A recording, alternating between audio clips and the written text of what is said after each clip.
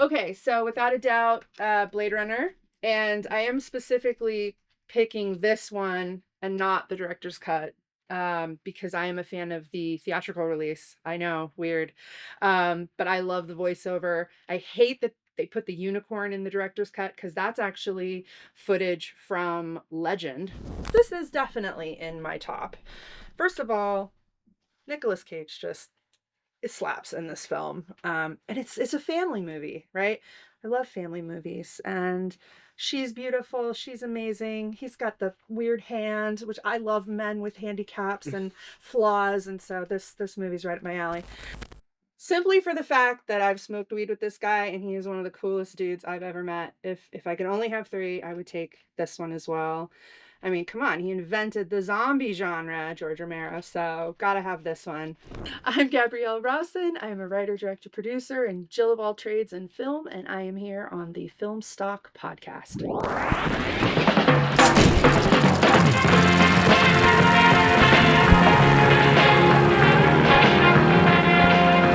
All right, guys, welcome to the Film Stock Podcast. My name is Matthew Beltz, and I'm here today with filmmaker, writer, producers, production designer, Gabby Rosson. Welcome. Thanks for having me. Absolutely. Thanks for being here. Of course. Super excited to talk to you. I mean, we just had a good conversation even prior to rolling so, we might cover some of the same stuff if you That's don't okay. mind. But I'd like to start out with something I read on your IMDb.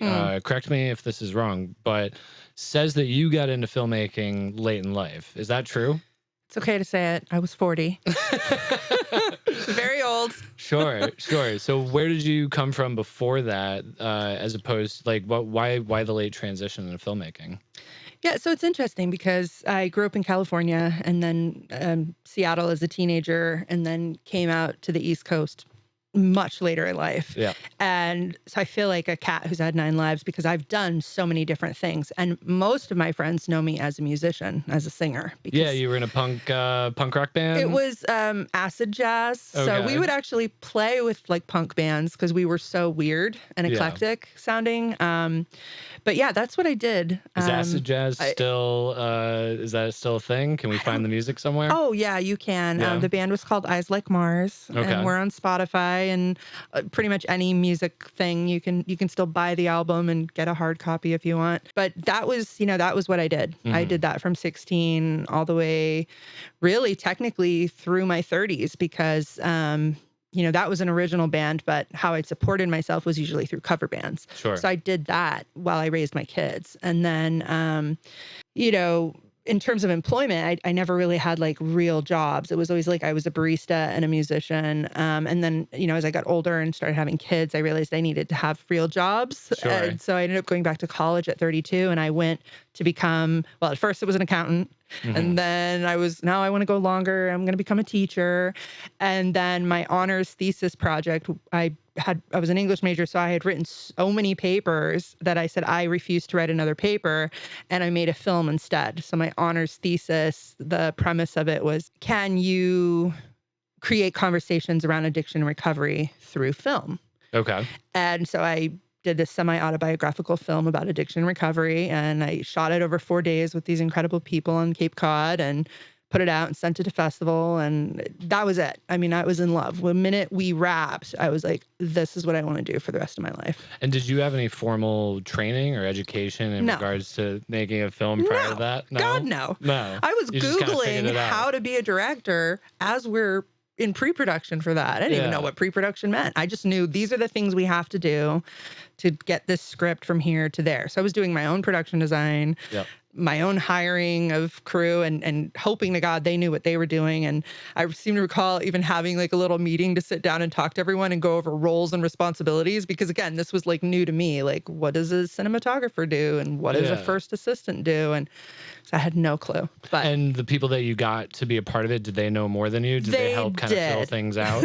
They did. And I was told early on, surround yourself with talent. And so that's what I did. I surrounded myself with people that knew more than me. And all I cared about was the story. I just wanted to tell this story. And I wanted to make it as good as I possibly could. And it was just for me the perfect medium because it combined music. You know, I did a lot of original music for my first film. So that film is like, there's lots of little Easter eggs in that film, from the props to the music. It's all, there's symbolism just riddled through that piece. So what could be better than that, to be able to not just tell the story, but also, you know, do the visuals and add the music. It's a perfect medium. Did your professor accept it? Oh, yeah, they did. Well, they laughed at me at first when I said I wanted to do a movie. They were like, you do know how hard this is, right? You're like, watch me. Well, yeah, it did. And if my professor sees this, I love him. He's incredible. But yeah, it kind of pissed me off because it's like, well, you don't know how determined I am. When I want to do something, I do it. Yeah. And that's just who I am as a person anyway. It doesn't matter what I'm doing. Like, if I decided tomorrow I wanted to go learn how to tag sharks, I would do it. But I'm not going to do that because I value my life. And because I want to make movies. And I want to make movies. Exactly. Yeah. So, okay. So that was the first time you had made a movie. What was kind of the career trajectory after that? You had mentioned earlier that you did journalism. Was that kind of right after college? That was a precursor. And honestly, you know, I should back up just a hair. Oops, I bumped the mic. I'm sorry. All good. So, you know, while I was in college, I was fortunate to get a job assisting the news director at Cape Media News. And so I was a reporter for her, and I was learning how to use a camera. So I had a sense of, you know, how to capture images going into making my film. And that was my initial plan, was I was just going to use my little reporter camera and shoot it that way. And what else was I going to tell you? I had also taken a screenwriting class in college because I was trying to inch my way towards it. You know, I said earlier, I was born and raised in California. And at 8 years old, I acted in a film. I did, it's a horrible movie. It's called Which one? Vampires on Bikini Beach. And it is, I haven't heard of that one. It's horrible. Look at the IMDb. The reviews crack me up. I feel honored to say that I've been a part of it. Shawn has heard of that. Shawn, have you heard of it? Yeah, it's a B movie. There's boobs but so my mom, you know, it was 1 16-hour day, and my mom was like, that's it. You're never doing this again. And I was heartbroken. But did you liked the experience? I loved it. Yeah. I loved it. And then, of course, you know, as a kid, my mom, I was born in Palo Alto, raised in San Francisco, and then at 7, she moved us a block off of Hollywood Boulevard. So I would take my little allowance with my girlfriend, who was a little bit older than me, and we'd run up and down Hollywood Boulevard, running into the little tourist trap shops, buying movie stills. Sure. And then we would go back to her house and we would watch a bunch of movies, you know, Marilyn Monroe, Judy Garland, all of these classic films. And so when you are in Hollywood, it's everywhere. Films are everywhere. Film history, lore, the fascination of it. And there are literally movie stars walking around. So it doesn't surprise me that I ended up falling in love with this industry and working so hard in it. Yeah. Because it was, the seeds were planted very early. And at such a young age, just being inundated by that. Yeah. I get it. Yeah. So journalism also. Yeah, that helped a lot because it taught me how to research a story. And college taught me how to research too. But actually, I'm curious, if you don't mind. Sorry, I'm kind of zigzagging that's right okay. here, but I'm zigging too. Let's keep zigging and zagging. It's going to be great. What did you get out of the screenwriting class, if you don't mind me asking? I took one screenwriting class when I was in college. Yeah. And I'm not going to say his name, but he had claims to fame at putting like 2 big movies out there. And he was like coked out of his mind when he was teaching our class. And I'm pretty sure he was sleeping with some of the students. Oh my God, that's I was epic. way more fascinated with him as like a character, that like none of his lessons were ever sticking in. So like, what was your screenwriting class like? And did anything really come of that helped you in your craft? Yeah, I think it was kind of life-changing because I think when you watch movies, if you have no understanding of how a film is made, you don't know how they're doing it. You never think like, how does this happen? And so what I got out of screenwriting is that every film begins with a script, and no script, no film. And so, you know, Michelle Meek was my professor. She started NewEnglandFilm.com. She's a director in her own right. She's a writer. She's incredible. So I think it helped that I had a really good teacher. Sure. But everything that she taught me just made sense. You know, it was very simple. This was like probably an entry-level screenwriting class because I'm still learning how to write scripts. It's really hard, actually. I don't know how they've sort of like, I digress, but you know, there's sometimes some films have like, you know, 40 writers and a bunch of ghost writers and stuff because it's hard. It's not easy. But, she taught me how to write a log line. She taught me to pull a lot of exposition out because, I also did a lot of theater growing up. So, I had that background of like, whereas with film, it's show, don't tell. I was sort of Coming the opposite. from that background where it's always tell. Yeah. Because you have to in a play. Yeah. And because I want you to know what I'm trying to say. But it's like, I'm still learning how to give my audience the benefit of the doubt. And I pay more attention now when I watch films. Like, are they letting me do the work or are they hand feeding me? And it's so much more fun when you're letting the audience, do the work. Kind of figure it out for themselves, create meaning out of what they're being shown. Yeah. Which I think is interesting and is actually a really nice segue into She That Dared. She Who Dared. She Who Dared. Yes. I think that was, I liked everything that I saw of yours, but that one stood out to me for a lot of the reasons you were just describing, where you really did just show, and I had a lot of things just kind of clicking around in my head after that. And I really liked the stylistic choice that you went with, kind of that one long shot pushes in, and then you cut to her face, and then you go into this kind of, square aspect ratio from the old timey days, and you kind of let that reenact. I really liked that. Where did that whole thing come from? The film? Yeah. Or the style, or both? Tell me about the whole process. Was that one of your earlier shorts? Maybe start there. Is that more recent? That's my second to last film that I made. So that's more recent. And that is the culmination of so much blood, sweat, and tears by so many people. I mean, we had the biggest cast and the biggest crew. And I mean, the scope of that project, like we did as much as I expect you would do on a feature on that short, really, truly, in terms of like the score and recording the score and just everything about that film. There was so much work that went into it, but it started with conversation. For me, when I'm like scrolling Facebook or, reading the news, I hear about these really cool stories, things that I had never heard of. And I had heard of Lois Weber. I was kind of pissed off when I learned about her because I'm a female filmmaker. She's a female filmmaker. And I had no idea that women filmmakers were foundational to the film industry, that they had played a role in legitimizing this industry that we all take for granted now, right? And so I was kind of pissed off. Like, why aren't they talking about her? Why aren't they telling us that women were there and that she did all this cool stuff? And why don't I know about her? But I just tucked it away because I'm like, it's a period piece. And I had just come off doing several other period pieces and they're all so expensive. I was like, I don't have the money, don't have the time. So I'm not even going to let myself think about doing this film. But then I was talking to an actress named Katie Killary, who's Kalori. Sorry, I always screw up her name. She's one of my best friends, and she knows that I do this. And she was talking about an experience she had on set with a male director who was sort of mistreating her. And she ended up leaving the project. And it was really upsetting for her because she doesn't like to have that, to walk away from a project. Yeah, of course. And so me being a good friend was like, screw him, let's go make our own thing. And then I asked her the question you should probably never ask an actor unless you're serious about it. I said, what's your dream role? Yeah. And she literally described Lois Weber to a T. All right, so fill me in because I'm going to admit That's okay. Not in the know. Join the club. Nobody let's knows. open a lot of people's minds right now. So who is she? Yeah, so this film is like a mission. It's a movie and a mission to educate people about who Lois Weber was. Lois Weber is one of the first female filmmakers. She's considered the first female filmmaker in America. She started her own production company in her name, which had never been done. She's the first woman to use full frontal nudity. She's the first woman to play with sound and color and split screen technology.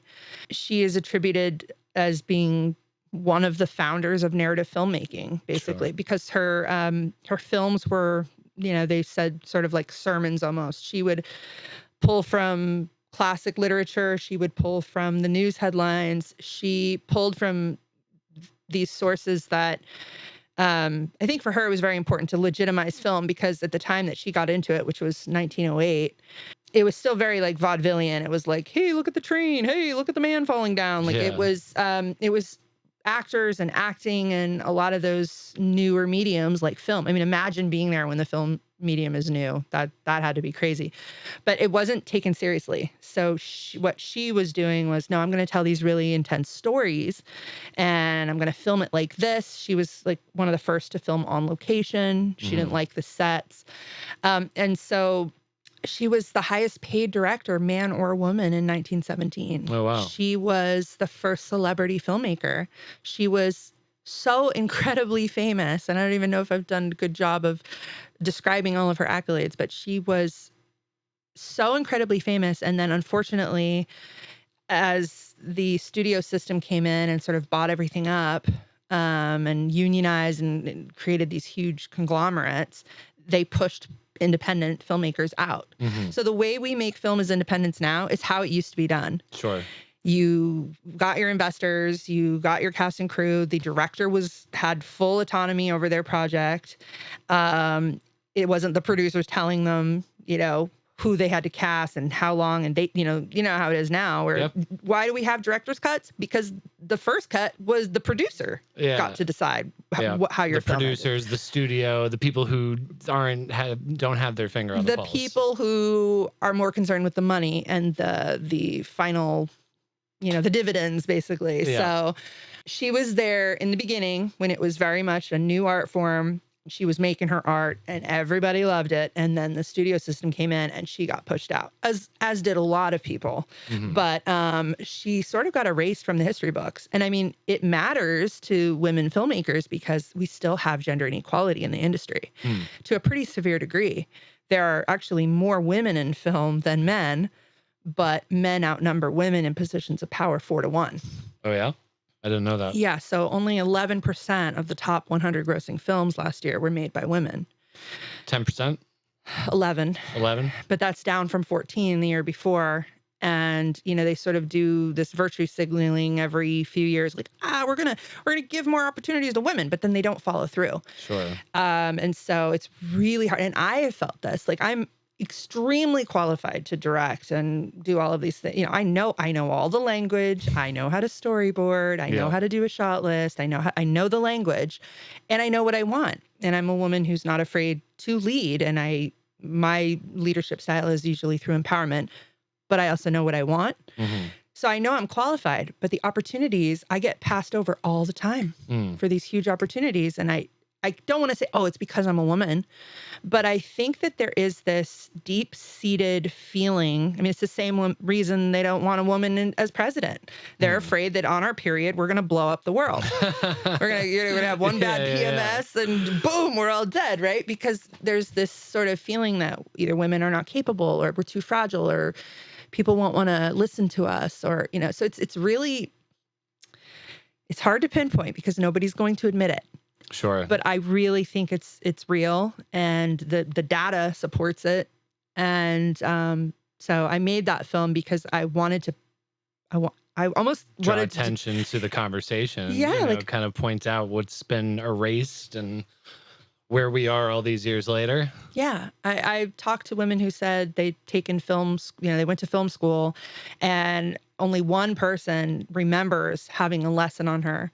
And they said in the book, it was like a quarter or a half sheet of information on her. And the rest was like D.W. Griffith, Charlie Chaplin. I'm forgetting the other ones, but you know what I mean? Like half a page. You could write novels about this woman and about her films. Because these were really intense films. I mean, she was doing films about birth control, abortion, poverty, marriage inequality. They were hot topics. Yeah, I was just curious, thinking about how strict, conservative, and almost censored everything was back then. How was she able to get away with making movies like that? She fought the censors. Yeah. She was one of probably the first people to have to go to court over and over and over again. Yeah. Because her films were censored. Especially the full frontal nudity. I mean, that was considered like, are you kidding me? Like, what are we doing here? Yeah. Everybody's gonna bust into flames watching this. Yeah. Yeah. The film was called Hypocrites. And I mean, she was just very intelligent and very, very calculated. And she was sort of like a media genius too, because she knew how to spin stories. She would time her films she did one film called something John Doe. It was about a guy who was framed for murder, and she timed the release of that film for right after his the jury deliberation. Oh, really? And Was he found guilty, or was he? I think he was found guilty, or I can't remember, but yeah, like she knew how to do stuff. She was just really cool, and I think everybody should know who she is. Yeah. So do you have any, I mean, going back to the film though, I mean, it's so beautiful. It's almost poetic the way how like, I don't want to say simple because it comes across as simple, but if you actually like look at the shot compositions, you look at the design, you kind of look at the underlying message of it all. It's I think that good poetry is simple. Yeah. And good poetry, though it's simple on the surface, has a lot to say in the way it's constructed. Yeah. And I think that's something you achieved with this, but I'm curious, do you have any, this is a good starting point for, the conversation that you're looking to have. Do you have any interest in working with, you said it was Katie? Yeah. Do you have any interest, the two of you, has there been a bigger conversation about turning into something else? Like, has it been well received? Have you put it out there? Absolutely. So we took it to AFM. We screened it there. Mm-hmm. It got really positive feedback. We did a couple pitch sessions. We brought our pitch deck, and everybody said they loved it and they saw merit in it. They told me I needed book rights and I needed a feature script. So that's actually what I'm working on right now. I have the book rights. Yeah, oh, you do? I do. Which book? Anthony Slide's book. It's called Lois Weber, the Director Who Lost Her Way in History. Oh, wow. And it's a perfect book for me. It's actually not the book that I use. I think I probably used a few excerpts from it when I was writing the short version of the script, because it's just crazy. Like there's only a handful of books written about her. Mm-hmm. And then the rest is like news articles or interviews with Lois herself. When I read his book, I was like, this book supports my theory, because I had to interpolate a lot of the information. Mm-hmm. What a lot of people have done with Lois, part of it has to do with the fact that, there was no social media back then. But a lot of people, a lot of the books that they write about her, they're very scholarly, and they're very just like, this is what she did, and then she did this, and then she did that. And what I needed to know as an artist was, how did she feel about the things where's that the she did? Humanity in what she was trying to accomplish, and the hurdles she would have had to go through. Well, you found that in this book? I wanted to give her voice back, because I felt like that's one of the things that she lost as part of being erased from history. And so this book, just when I read it, I was like, yes, everything happens for a reason, because the other book that I had used more during my research period was somebody else already owns the rights. Mm-hmm. So there's somewhere out there, somebody else is also trying to make the same movie. Interest. Yeah. Yeah. But they've renewed that several times, and they haven't been able to get it off the ground, obviously. So this is your time. Yeah, I'm trying. I'm doing my best, but and how's the script writing going? I mean, what's that process like for you? It's hard. I have an outline. I actually worked with someone who's a really incredible writer, because I had all of it in me, but it's like ADHD almost. It's just like every idea is bouncing around, and how do you streamline it and actually execute it? And so a good friend of mine, Mike Hansen, came over, and he was like, just tell me the story. Tell me what happens, and then what happens, and then what happens, and then what happens. And, he provided some feedback. And so we have this outline, and I'm working off the outline. But for anyone who's ever worked off an outline, you get in there and you start writing, and then, the film starts, it takes a life of its own almost. Mm-hmm. So it's like, I've hit a wall, and then I got hired for this feature and had to go off and do that. And so now I'm like, okay, I have to get back into this. And I have a little bit of fear. Fear just can really grip you, because, this is a real person. This is a story I want to get right. I want to move hearts with my story. I want people, to really fall in love with her. And so it's just like, how do you capture that? And then how do you also tell this bigger story about Hollywood, and how, because it's really a story, some people might say, oh, it's a story about, hating men and, favoring women. Not at all. It's really a story. It's an anti-Hollywood movie, not an anti-man movie. Yeah. And unfortunately, we still live within the constraints that they created back then. Yeah, I would support at this moment an anti-Hollywood movie. They don't make it easy for us. They haven't made it easy on us. It's really hard. It's a lot of nepotism. It's a lot of all about the bottom line, which is why you see so many remakes and, so many movies that, it's not about the story, it's about the effects, and nothing wrong with that. Film, everybody has different tastes, and that's wonderful. But it's so interesting though, because, you bring up the idea of like, non-original IP remakes, whatever. Lately, I've been finding that the most successful movies have been completely original. Yeah. Like the ones that seem to, at least for me, the ones that seem to do it. Like I just saw this Nicolas Cage movie, Long Legs. Oh, I haven't seen that yet. Really good. Yeah. It's kind of a sleeper movie that just came out of nowhere and is like, doing really well at the box office. And then there was this movie I keep talking about with everybody. It was with Kirsten Stewart. It's about the bodybuilder. I haven't seen Love that. Lies Bleeding or something like that. Wow. Just absolutely small movie, came out of nowhere, and like I just thought it was so creatively, but like creative and like did it for me in a Hollywood kind of way. Like it was a big story. It was a small story told on a big level. So it's interesting that people aren't taking chances anymore. I mean, I can't speak for everyone. I mean, obviously, these smaller films still are getting made. I mean, Coda won Best Picture a few years ago, a couple of years ago. And, but that's a fraction of what's getting made. It used to be that they were greenlighting all of these movies, including B movies, because they would know, not B movies, but, movies that weren't huge blockbusters, because there was a place on the shelf for them. There was Blockbuster, and you could go in and, you needed to have content. Yep. But now I feel like it's the streaming has changed everything. And again, I'm by no means an expert. I just know that it's really, really hard to get, I think, to get your foot into the door now, and I know there's a lot of people working on ways to do that. I have friends that are creating deals with local theaters so that if they can get a feature made, it can get into, let's say, 12 theaters and across New England. That's huge. That's the kind of the only chance I have, short of, Hollywood knocking on my door. Sure.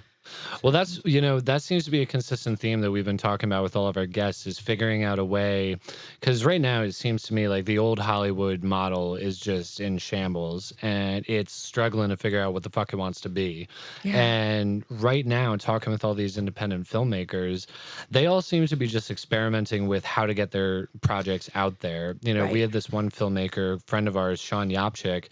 He is pretty much doing a feature film, but he's telling it in small chapters and he's releasing it on social media. Smart. And, I don't know. He was just one example of, and same thing with another friend of ours, Chris Carter. He's doing the exact same thing, but he's also engaging with the audience in a certain way.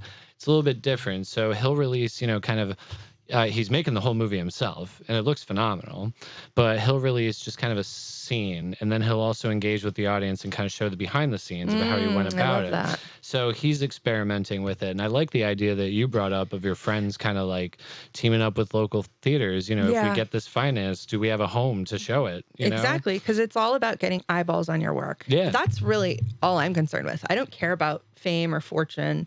I want enough money to be able to keep making, telling the stories I want to tell. And then I want eyeballs on that. Yeah. Right. I don't want it to just go sit on a shelf and no one ever sees it. Sure. Obviously, I'm making it to be seen. But, you're in a really strange climate when someone like Martin Scorsese can't get financing. Yeah. You know what I mean? So this is the world we live in now. It's really, really hard. And it probably always was hard to some degree, but they own everything. So it's like, it's the distribution part that's really hard. Speaking of Scorsese, in watching all of your films, correct me if I'm wrong, but I feel like you and Scorsese are of a kindred spirit when it comes to utilization of music in your films. Is there any truth to what I just said? Absolutely. I mean, and I think we talked about this when I was picking out the films in here.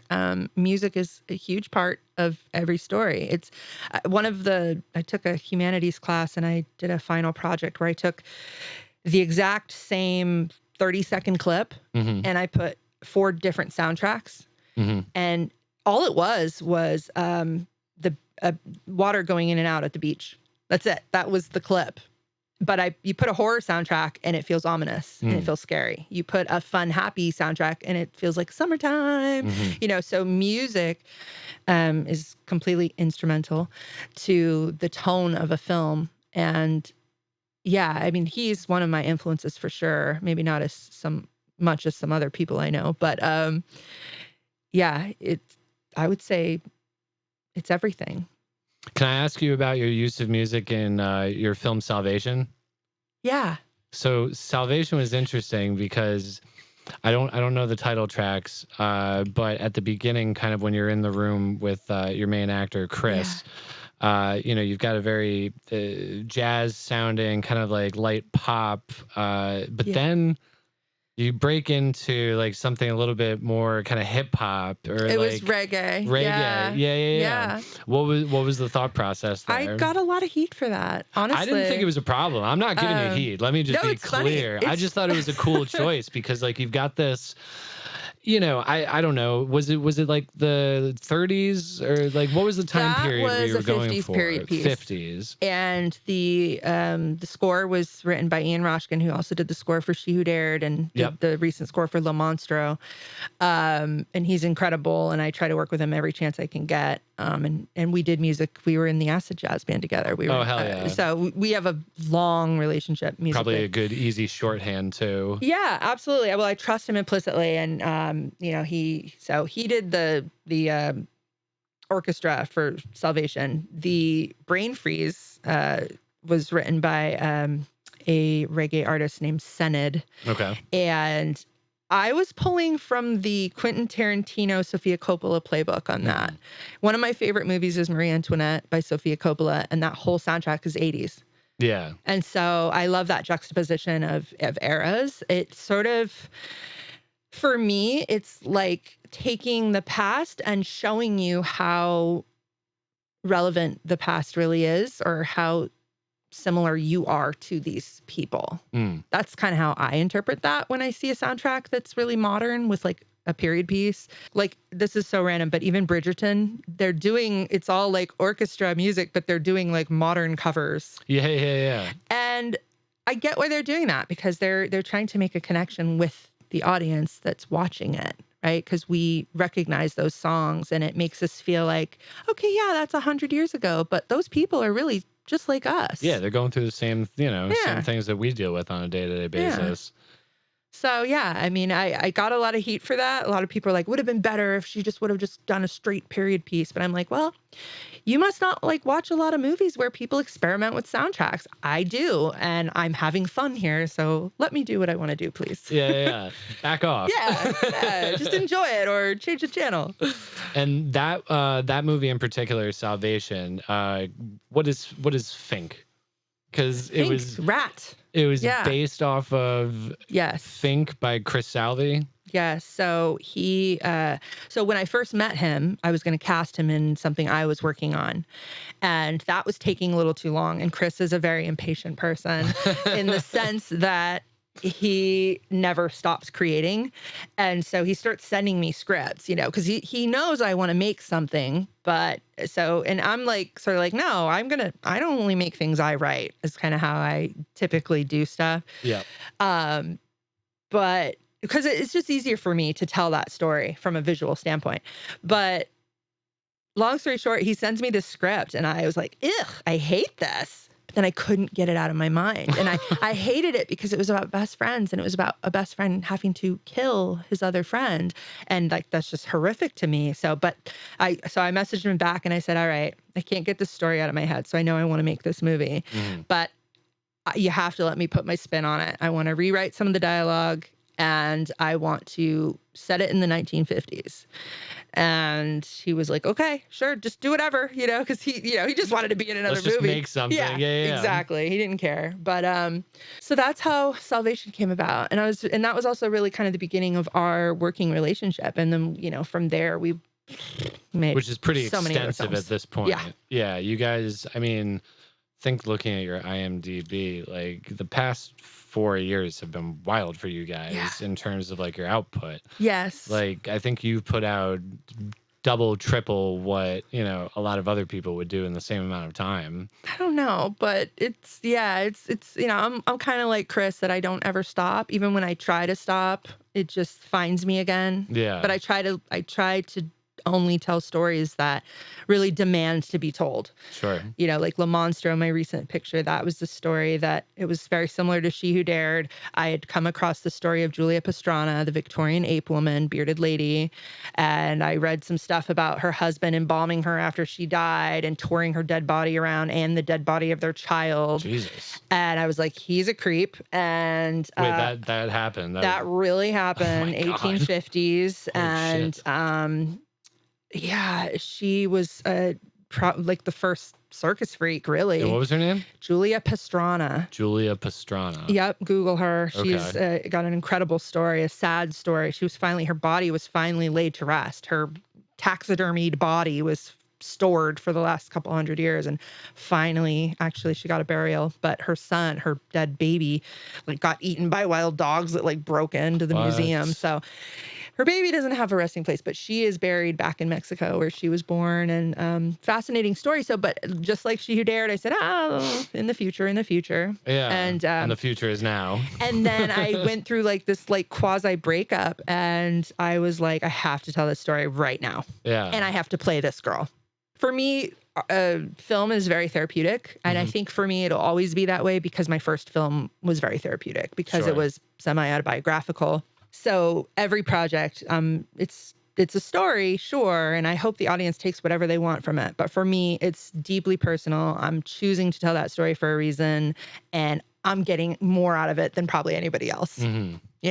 Yeah. Do you, with that in mind, then, would you say that the old adage of, the audience is me, does that apply to you and your movies? Chris and I used to argue about that because I grew up doing music and then doing cover bands for years and years.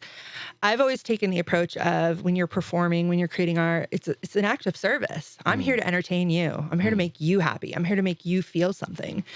And so I would say it's only recently becoming a little bit more about what am I getting out of it? But maybe it's just the awareness that I get so much out of it. But I think, unlike Chris, who would say, yes, I'm the audience, I make movies for myself, I would say it's 50-50 because I also want people to like the film. I am thinking about them. They are like foremost in my mind as I'm creating. It's like, not necessarily like, oh, are they going to like this? And if they don't, I should change it because I'm, staunch about my choices, obviously. It's just, I understand that people go to films for escape and entertainment. And so I am always hoping that I make something that people will like. I don't know if that answers the question.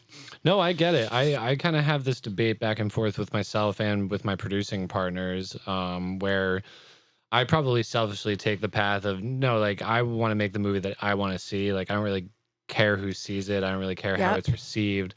But then I've got this one really great producer, Jimmy Luke, who he 100% supports my idea when I go for that route, but he is very conscious of like, okay, well, what is the audience? Where is the audience? Where is this going to find a home? Him and I have gone round for round on that, but I think that there's merit to what he's saying. But for right now, where I'm at, we're kind of at in our careers, I think it's more important to make myself the audience. Especially because if we're thinking about somebody else's opinion, I feel like it's going to rob the thing of, like you said, what you're putting into it and what you're hopefully getting out of it, if that makes sense. Well, we're not producers, we're artists. And the minute you start crossing over into that business mindset, you're pulling away from your artist self. And so I'm with you. I'm more towards the side of the artist needs to create. And Lois Weber has taught me so much. Making that film about her taught me a lot about what it means to be a director. And she has said, the idea of a producer coming in and telling you how to make your film is exactly like taking the brush out of Picasso's hand. Would you dare? No. You wouldn't. You would not fucking dare to do that to Picasso. So why do you do it to filmmakers? She said a director should be absolute. And so I think, somebody just came to me for advice and they were talking about how to do this, that, or the other. And my advice was make the movie you want to see. So I think the art has to start there. Let the business people worry about will it sell and who's the audience. If you're an artist, that's what you do.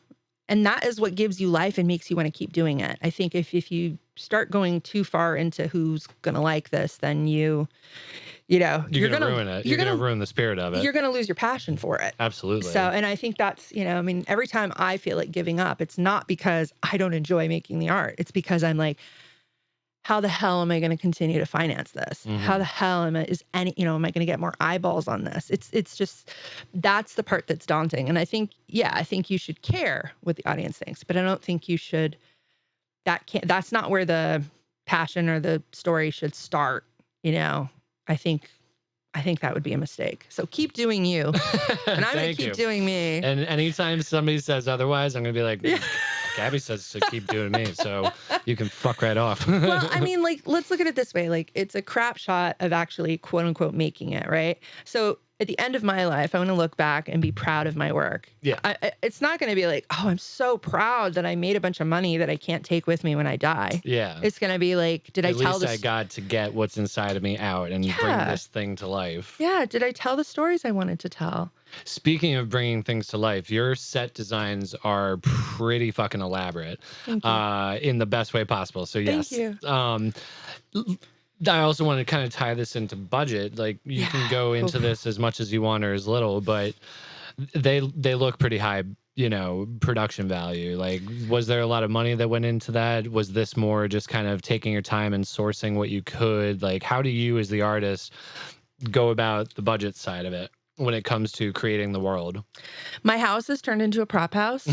So half the time, even this Lifetime film that I just worked on, I'm like literally sourcing things in my own house. Yeah.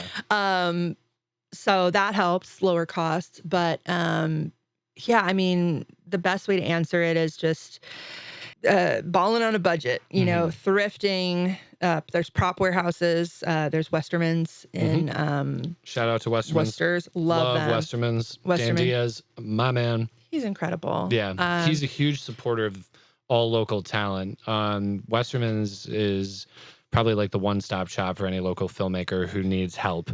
Yeah, like, he'll work with your budget. He's so good. Yeah. So you use go through them a lot. Thrifting, use them a lot, and then I don't want Amazon to come after me, but Amazon. A lot of Amazon purchases, and they're great because gets there the next day. Exactly, and they accept returns. Yes. And so I'm able to recycle my budget and make that dollar stretch a lot more. Okay. Good. So yeah. Do you, again, you don't have to answer, you can point me in a different direction, but do you self-finance or do you kind of crowdsource? Do you get people to invest? I do typically invest in my own films, but I would not be able to make any of the films that I've made without support from other people. So I have a few like diehard executive producers that have just, it's honestly very humbling that they let me tell these stories because they know we're not making our money back. And they continue to invest in these stories. And most of the time it's because they like the story and they want to tell the story as well. Or they're building their brands and building their businesses. And it's good for them to have some of these credits on there. I have one executive producer who, for a while, it seemed like he was buying up everybody's short film because, again, he's trying to build a portfolio. But it takes literally a village. I mean, I've done GoFundMe. I did Indiegogo for Monstro. I never pay myself. So I invest all my time. That saves a lot of money. So, yeah. So when do you expect Monstro to come out? You had mentioned that there was going to be a screening in September. Yes. Is that like the big kind of premiere? Yeah. That's going to be the red carpet test screening. We have to call it that because it'll go to festival. But actually with Monstro, I'm sort of tempted to like not even do festivals and just straight to YouTube. Sure. Because, I've done that. I've been doing festivals for years and years and they're wonderful and they're fun and it's nice to get the laurels, but you don't get to share it right away. Yep. And, I knew with Monstro, like, this is art. This is pure art. This is art for art's sake.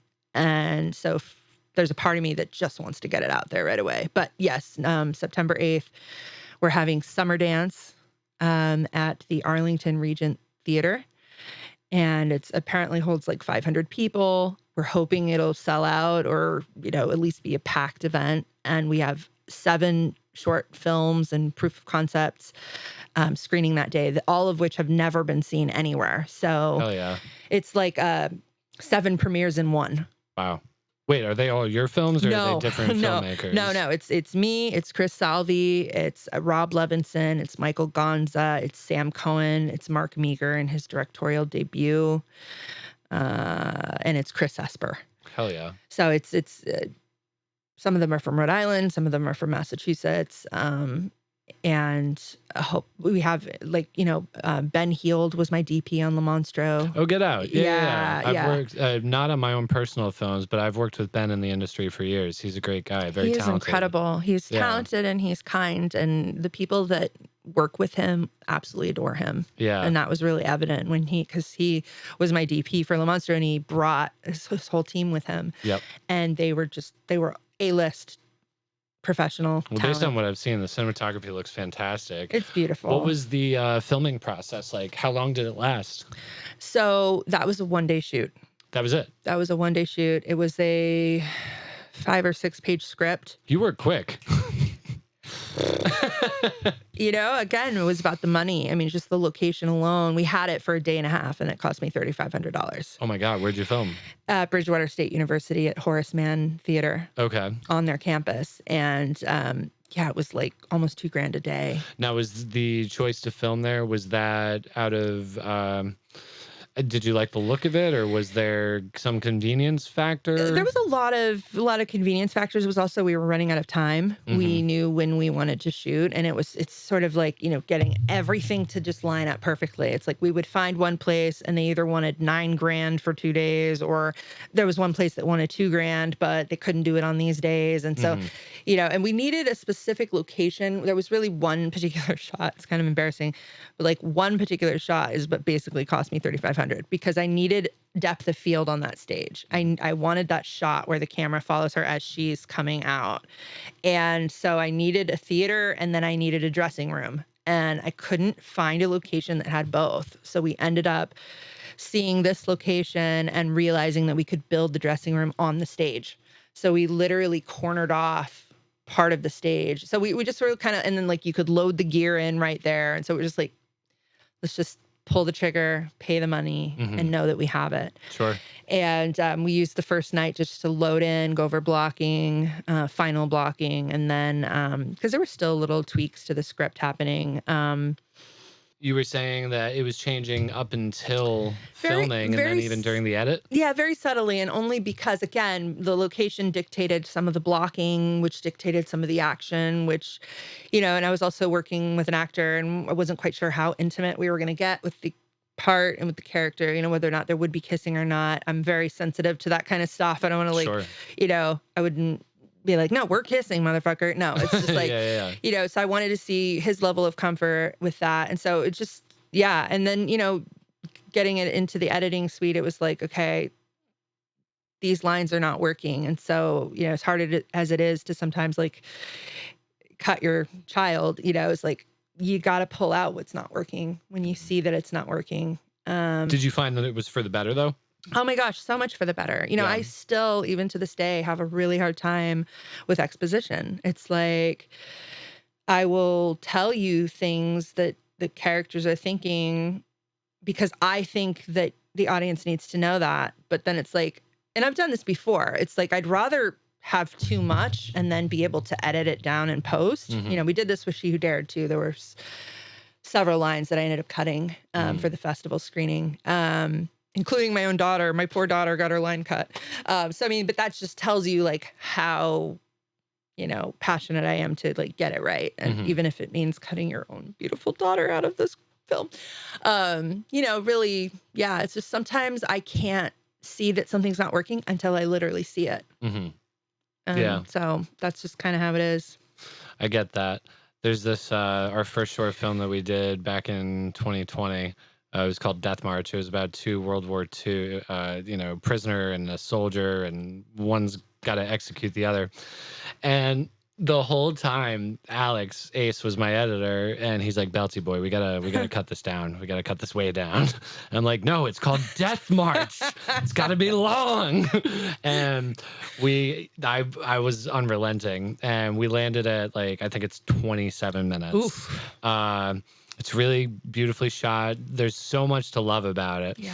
But we went back to it about a year ago, and we're like, we could have cut like 10, 15 minutes out of this. Like that's what should have happened. So it's just a learning lesson. I mean, as you kind of progress, you know, it's funny to find out She Who Dared was your second to last film so far, because I think that knowing that now, it actually makes sense, but it was nice to kind of see a progression in your work, in the style. Like that to me, all the other ones were good, but that to me seemed like the cleanest way that you were able to kind of articulate what was in your head. It was nice and concise.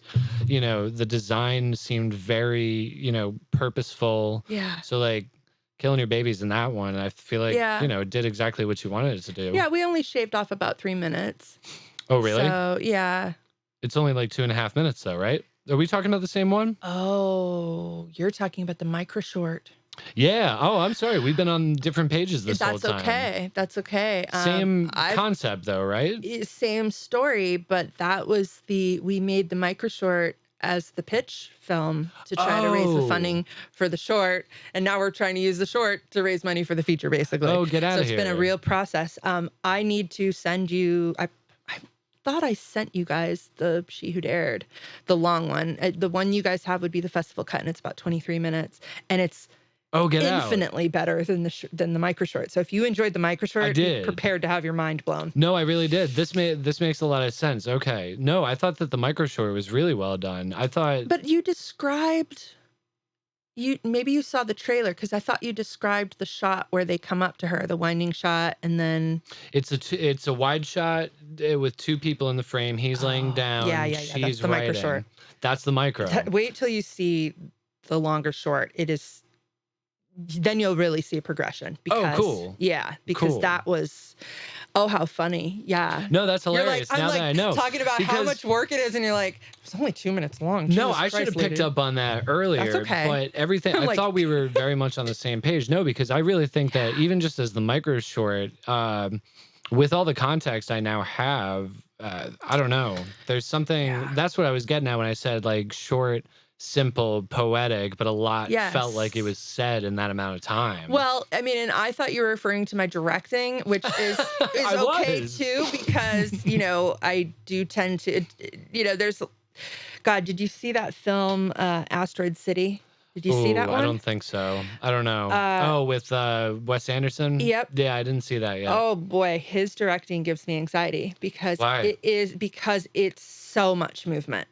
And so for me, I think I'm definitely more story driven when it comes to my directing, but also what I have experienced thus far is that I have all of these ideas that, no offense to my team, but we just haven't been able to execute, either because we didn't have the right gear or we didn't have the operators for the gear.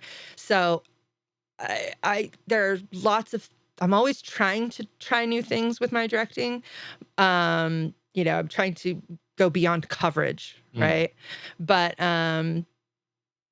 I'm not like, you know, I'm not like a stickler for it. You're not going to see me like doing weird Dutch angles where it's not appropriate, just to be cool. Well, something to that point, going back to Salvation, something I said while I was watching it, to your credit, I think that you have a very good sense of, how do I want to phrase this? You have a very good sense of where to put the cinema in. And what I mean by that, something that specifically stood out to me was when Chris's character is walking up to the two shacks along the beach, and he's about to go out and talk to the other guy, his friend. You do this beautiful kind of aerial shot. I'm guessing you did it with some kind of a drone, but it's just a nice moment of punctuation to kind of put the vastness between them kind of personified in that shot.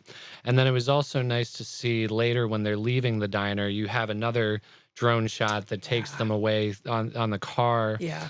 And it's those moments that's that's kind of, in my opinion, what you were describing. Like that's getting away from coverage and it's giving it something else to give it a feeling. Yeah. And I think that through what I've seen that you've done, that you've got a nice natural sense about that. Thank you. Yeah. One day when I have millions of dollars and, lots more gear, we'll get a little crazier, but Get a little crazy. But for now, you got to do what you Yeah. can in the way you can yeah, do it. Yeah, exactly. Hell yeah. Yeah. So Le Monstro, where is other stuff of yours? Like I was able to receive most of this because you sent it to me privately. Is like your work out there? I mean, your IMDb is Yes. stacked. So where is all of this and where can people check it out? So I have a YouTube page. It's Joan of Art. Nice. And that's got my full, I call it the Dirty Dozen. It's got my first 12 films. And then, I'm sort of working on that next dozen right now. But those are just like my films, not necessarily other films I've worked on. But I'm also on Vimeo under my name. And, I post a lot on my Facebook business page, GR Films. But yeah, stuff's out there and then stuff's in festivals too. So, again, like it took me a long time to actually put my stuff on a YouTube page in one place where somebody could just sit down and binge all of my films because stuff was still in festival, And so I think that's part of why I, as much as I love festivals, I'm kind of also ready to just like, hey, I made this film. Here's where you go watch it. Kind of be your own distributor. Yeah. I've also experienced the festival circuit, and I'm not going to knock it. I've been to some very nice festivals. I've met some very nice people. It's a fun experience. Yeah. It's good to go out there. But I maybe not agree. I don't want to put words in your mouth, but I kind of see the festival circuit as like a hindrance to, getting your stuff out there. As you said, it's kind of just like speed bumps. And it's this weird thing where you're making these on small budgets, limited crew. You're very thankful to the people that do come out. And it's kind of like, you'll send them the private link. It's like, hey guys, check out, the finished product, but don't share it. Yeah. And there's like this kind of, bumpy road to, all right, we're through all the festivals. You can share it. We worked on that a year and a half ago, dude. Right. That's exactly right. Because it's annoying that you make this film and you're so excited about it. And then it's like, okay, well, buy film for the next year while we wait for acceptances. And then it's like, it's great to be able to put those laurels but yeah, I hate to break it to people, but having lots of laurels on my poster has not equated to dollars. No. It just really hasn't. And so, yeah. Actually, the more laurels you have on there, probably the less money you have because you have to pay to get into those festivals. Exactly. So I have like tried and true festivals that I will always submit to, and that's like Shawn Film Festival, which is like a Worcester-based festival with a great mission behind it. And Skip Shea and Anna are just incredible people that run that. And then I've also started my own film festival called Get Out. Tell me more. Lois Weber Film Festival. Awesome. It's a 501c3 nonprofit. We're a fully operational board of directors, and we're actually planning for the 3rd annual festival. The festival happens every March during Women's History Month, and its mission is to highlight the legacy of Lois Weber and essentially create a platform for female filmmakers.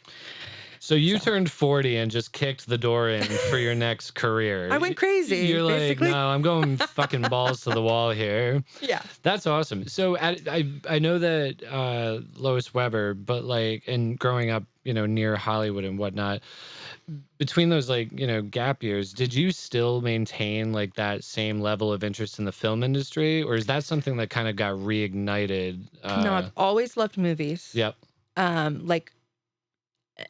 To an addiction level. So I was a latchkey kid. So I grew up watching television and movies on TV, and I had a really cool mom who supported this addiction. I remember she pulled me out of school to go watch Purple Rain on MTV. I'm showing my age now, but when MTV first came out, they played Purple Rain on it. This was the big deal. And she took me out of school early so I could watch it. And some of my favorite memories with my mom are going and watching movies. And then, once I became an adult, one of the things I used to do a lot was go to movies by myself, midday. I would sneak in the weirdest thing I ever snuck in once was sushi and chocolate covered strawberries, which I thought was pretty What a badass. combo. I mean, I know, very, very, sounds unappealing now, but, yeah, I loved to just go and see movies. So I've always been a movie addict. I've always been fanatic, and I've always been a storyteller. And so, but my stories were coming out in different ways. They were coming out in songs. They were coming out as poems, short stories. I was starting to write plays. That's actually one of the things. My first film was originally going to be a play. And then I decided, no, I'm going to make it multimedia. So it's going to have a video component. And then I was like, why not just shoot the whole damn thing? Because, that way I have the story forever, right? So that's what I love about film is it's forever. I mean, unless, of course, it combusts in a storage unit somewhere. But, it's... Or electric magnetic pulse just Right. fries all the hard drives. But, it's, I love the longevity of the medium. And so it just, when I finally found my way back to it, it was just like finding my way home. The passion had always been there. I just didn't know. Well, I always say this. I say the screenwriting class was literally that bridge because, again, I didn't know how do you get from here to here. Films don't just miraculously appear. Somebody writes the story and then, so like learning how films get made was just that, a very long learning process. And I just kind of dove right in because that's just kind of the person I am. But anybody can do it. If you apply yourself, the knowledge is out there. That's another thing I love about film is like it's such a collaborative medium, and I don't have a lot of family, so for me, the people I make movies with become family to me. So, to anybody who wants to do it, it's there. Do you find yourself working with the same group of people every time, or do you find yourself kind of mixing and matching and branching out? Like, A lot of the times. I have this horrible joke, and I hope none of my DPs will watch this, but when it comes to DPs, I'm like a Pokemon collector. I gotta catch them all. So I typically work with a DP like no more than twice, and then I'm like chasing that next visual storyteller to help me tell this next story. Probably keeps it fresh, probably, consistently injects the work with a new sense of, vibrance. Yeah, I think the first time is always like really exciting because you're trying to learn their style and they're trying to learn yours. And there's that whole like synergy of trying to communicate what you're trying to get and capture. And then after the second one, you're like, okay, I know what this person wants. And then you're like, all right, well, I need to go get that synergy with someone else now. Like, that's just me. I might be the only one. But, there are people that I work with consistently. And I've had the experience of like branching too far out from my comfort zone and then like finding like, okay, this is why I work with these people because I have the best chemistry with these people. So I tend to like, for example, I did casting for Monstro and I loathe casting because no matter how kind you try to be, people are still hurt. They're still offended, deeply offended. And I don't like doing that with people. I don't like rejecting people. So I find it's easier to just write parts for people. And then with crew, I've worked fortunately with just so many people that it just comes down to who's available. It's not really like a favoritism thing or having a core group, but there is a core group, but it's a big core group. Because I sweat all over you. Sorry. We're both doing it. Well, do you think I'll lose any weight after this conversation? You know what? I was thinking that we could actually start having this conversation in a sauna. So, Shawn, start looking. I think it should be like we extreme. should actually get more heat in here. It's like Hot Ones. Literally. It's hot ones, except we just have to dress like in all wool and like see how long we can last. All right. Cheers to that. Cheers to that. Well, we'll wrap this up. We've got Monstro coming out, and what else can we look forward to? We've got the scripts and all the exciting developments there. Is there anything that you're going to be turning around soon and putting into production, or you looking for that creative bug to hit you? It has already hit. Hell yeah. I'm working on a 1970s period piece. Another period piece. Love it. It's called Smother. Okay. The story is by Deborah Del Negro, who is like my chief executive producer. She's had this story for years, and I basically got so sick of tired of hearing her talk about it because she was pitching it to Chris. Mm-hmm. And I said, all right, you two, enough. We were having breakfast and I pulled out my phone notes app and I'm like, okay, tell me the fucking story. Yep. So I started writing it down and giving my input. And so the three of us wrote the whole story at the breakfast table, and now I'm producing it and plan to direct it. And it's a riot. We'd need another 20 minutes to get into it, but it will star Chris Salvi and Deborah Del Negro. And it is a love letter to Saturday Night Fever with with a twist. Hell yeah. With Chris starring in it, I'm in. Yeah. Literally put the camera on that man. Yeah. Watch him go. Yes, literally. It's sort of like Napoleon Dynamite meets like Goodfellas. Oh my God, you're saying all the right words right now. Right? No, I'm really in. Yeah. So when will that go into production? We're gonna start filming in September. Okay. And I actually want to film the day before the premiere because my daughter will be in town, and my daughter helps me with all my films. She's 22, living her best life in Seattle right now. But whenever she's home, I try to either put her in a film or have her help me behind the camera. So I'm trying to do that when she's in town. So hopefully September 7th we'll start filming. But we're going to take our time with this one. Yeah, I was going to say, is it going to be a long production? We're not going to rush done it. in like 4 days? No. I feel like you could film a feature based on everything we've talked about here. I feel like you could film a feature in like 15 days. Do you hear that, producers? Get of on the it. world? Give her a call. Yeah, I can do it. Well, that's awesome. I'm very excited for you. I'm very thankful you came down here. This was a very fun conversation for me. Thank you so much for nice getting to know you and know more about your work. We got to work together. Yeah.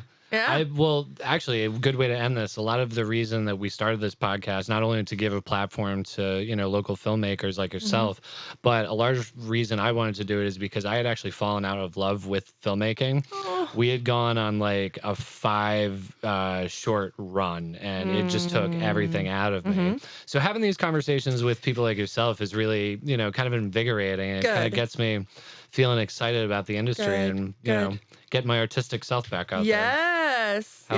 Let's do it. Cool. All right, Gabby. Thanks, everybody. Appreciate you tuning in, and check out Gabby's work. All right. Bye.